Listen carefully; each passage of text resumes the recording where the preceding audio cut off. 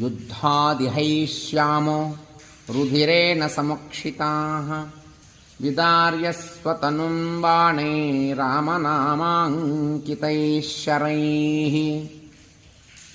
మహారాజా రావణ,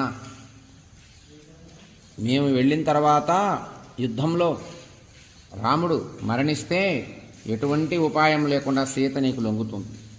ఒకవేళ గనక రాముడే మరణించకుండా ఉంటే బలాత్కారం చెయ్యి అన్నాడు మహోదరుడు. అలా చెప్పి మరలా సలహా చెప్తున్నాడు రావణుడికి. రాముడి పేరు లాంటి, రాముడు ముఖం లాంటి, రాముడు ధరించేటటువంటి బాణాల లాంటి, రాముడు చేతులు లాంటి, రాముడి శరీరం లాంటి వస్తువులు, భాగాలు, శరీర భాగాలు, తెగవేసిన మెడ, చేతులు, హస్తాలు, పాదాలు, ధనస్సు మొత్తం కూడా రాముడు వాడేటటువంటి బాణం లాంటి బాణం ఒకటి, మాయా బాణం ఒకటి తయారు చేస్తాం. రాముడు శిరస్సు లాంటి శిరస్సు ఒకటి తీసుకొస్తాం. రాముడు చేతులు లాంటి చేతులు తీసుకొస్తాం. పాదాలు లాంటి పాదాలు తీసుకొస్తాం. దాని నిండా రక్తం పోస్తాం. రక్తం పూసి తీసుకొస్తాం మీ దగ్గరికి మహారాజా. తీసుకొచ్చి చూపిస్తాం.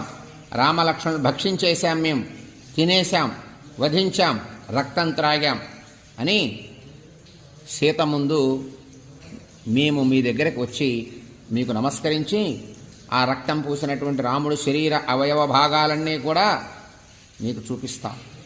మాయా శరీర భాగాలు కదా అవి. వాటిని చూసి సీత భయపడిపోతుంది. రాముణ్ణి వధించాం, రక్తం త్రాగాం, లక్ష్మణుని వధించాం, రక్తం త్రాగేశాం అని పలుకుతూ నీ పాదాలకు మేము నమస్కారం చేసి ఆ శరీర అవయవ భాగాలు నీ పాదాల దగ్గర పడేస్తాం. అప్పుడు నీవు సంతోషించి మాకు కొంత పారితోషికం, బంగారం, డబ్బు ఇవన్నీ ఇవ్వవయ్యా, మా కోరికలు తీర్చు. ఇదంతా సీత ముందు నడవాలి మహారాజా, అప్పుడు నీకు సీత లొంగుతుంది అన్నాడు మహోదరుడు. రాముడు, అతడు సోదరుడైనటువంటి లక్ష్మణుడు అందరూ మరణించారు. సుగ్రీవుడు మరణించాడు, హనుమంతుడు మరణించాడు అని పెద్ద పెద్దగా మేము చెప్తాం. అట్లాగే అంతటా కూడా చాటింపు వేయాలి. ఇలా అందరూ మరణించారు అని సీత నమ్మాలి. నమ్మే వరకు మనం చెయ్యాలి అన్నాడు మహోదరుడు. నీవు సంతోషించినట్లయితే మేము ఈ యొక్క అభినయాన్ని, ఈ యొక్క నాటకాన్ని మేము చేస్తాం మహారాజా. మా అందరికి కూడా అనేక వస్తువులు, బంగారం, డబ్బు, భవనాలు మాకు ఇప్పించవయ్యా. ఈ నాటకాన్ని మీ ముందు నీకు మెప్పు కలిగించడం